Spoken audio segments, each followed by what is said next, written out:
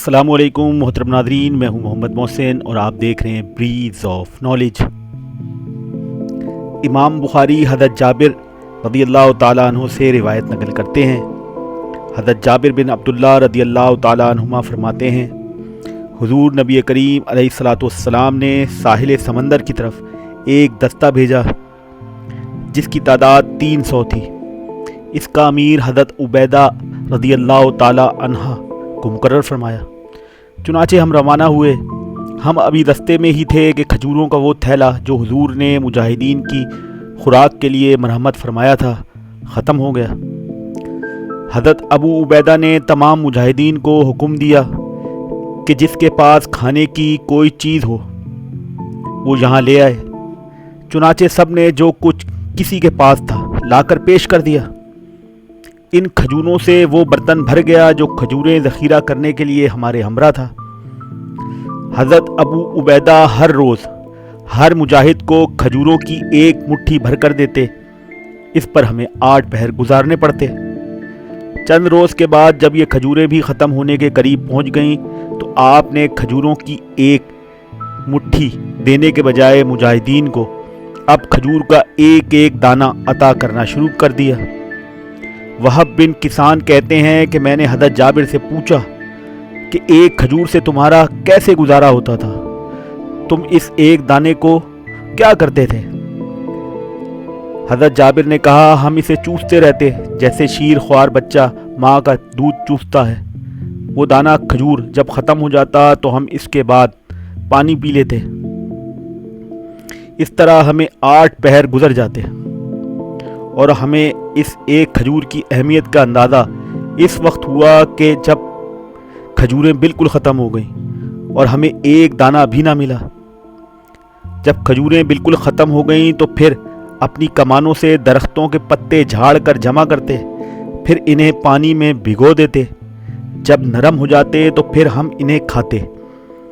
इन पत्तों को पेहम खाने से हमारे होंठ ज़ख्मी हो गए और सूज कर ऊंट के होंठों के बराबर हो गए। हमें 3 माह तक वहां रुकना पड़ा और यही भीगे हुए पत्ते हमारी खुराक थे। इन मुजाहिदीन में बनु खिजरज के रईस हज़रत साद बिन अबी अबादा के फर्जंद कैस भी शामिल थे। हज़रत साद बिन अबी अबादा को जब मुजाहिदीन की फाका कशी के बारे में इल्म हुआ तो उन्होंने अपने बेटे से पूछा, इस फाका कशी की हालत में तुमने क्या किया? कैस ने बताया, मैंने एक ऊंट ज़िबा किया और अपने साथियों को खिलाया। पूछा फिर? कहा, दूसरे दिन भी ऊंट ज़िबा करके मुजाहिदीन की खिदमत में पेश किया। पूछा फिर? कहा, तीसरे दिन भी ऊंट ज़िबा किया। कहा फिर मुझे ऐसा करने से मना कर दिया गया। पूछा, किसने मना किया? कहा, अमीर लश्कर ने। पूछा, क्यों? कहा कि उन्होंने ख्याल किया तू नादार है, जो माल है वो तेरे बाप का है। ये सुनकर हज़रत साद बोले, मैंने खजूरों के 4 बाग तुम्हें दे दिए। इनमें से जो घटिया बाग है इससे 50 वसक खजूरें तुम्हें हासिल होंगी। हज़रत साद ने ये 4 बाग लिखकर अपने बेटे कैस को दे दिए और हज़रत अबू उबैदा और दीगर सहाबा ने बतौर गवाह दस्तखत किए। हज़रत जाबिर फरमाते हैं कि वहां से हम साहिल समंदर पर आए। समंदर की लहरों ने एक बहुत बड़ी मछली साहिल पर उछाल दी।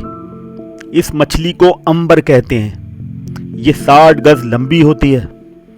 हमने आज तक इतनी बड़ी मछली नहीं देखी थी। दूर से ये बड़े टीले की मानिंद नजर आती थी। हम इसे उठाकर ले आए और जितना अरसा 15 या 18 या पूरा महीना हम वहां रहे, इस मछली का गोश्त भून भून कर खाते रहे। हमारी तादाद 300 थी। इसका गोश्त खाने से हमारी सेहत पर बड़ा अच्छा असर पड़ा। हमारे चेहरे सुर्ख और बदन फरबा हो गए। हम इसका तेल अपने बालों को लगाते थे और जिस्म पर मालिश करते थे। हज़रत अबू उबैदा ने इसकी एक पसली खड़ी करने का हुक्म दे दिया। फिर अपने लश्कर में जो सबसे दराज कामत था इसको बुलाया और सबसे कद आवर ऊंट मंगवाया, इस पर इस मुजाहिद को सवार किया। वो इस पसली के नीचे से गुजरा, इसका सर इस पसली के साथ नहीं टकराया। हमने इसके गोश्त के टुकड़े बतौर ज़ादे राह अपने साथ रख लिए। अबू हमज़ा खुलानी कहते हैं कि हर मुजाहिद ने अपनी ख्वाहिश के मुताबिक गोश्त रख लिया और ऊँटों पर लाद लिया। हज़रत जाबिर से मरवी है, फरमाते हैं जब हम मदीने तैयबा पहुँचे और बारगाह रिसालत में हाजिर हुए तो हमने इस मछली का जिक्र किया। हुजूर ने फरमाया, ये रिस्क था जो अल्लाह ने समंदर से निकाल कर तुम्हें दिया। फिर दरियाफ़त फरमाया, इसका कुछ गोश्त तुम्हारे पास है? हमने पेशे खिदमत किया। हुजूर ने तनावल फरमाया।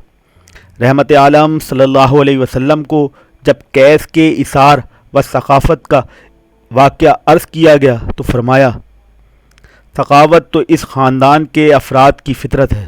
तो मोहतरम नाज़रीन, आज की वीडियो के लिए इतना ही। अगर वीडियो पसंद आए तो इसे लाइक और शेयर कर ज़रूर करें, और अगर मेरे चैनल पर नए हैं तो इसे सब्सक्राइब कर दें। शुक्रिया।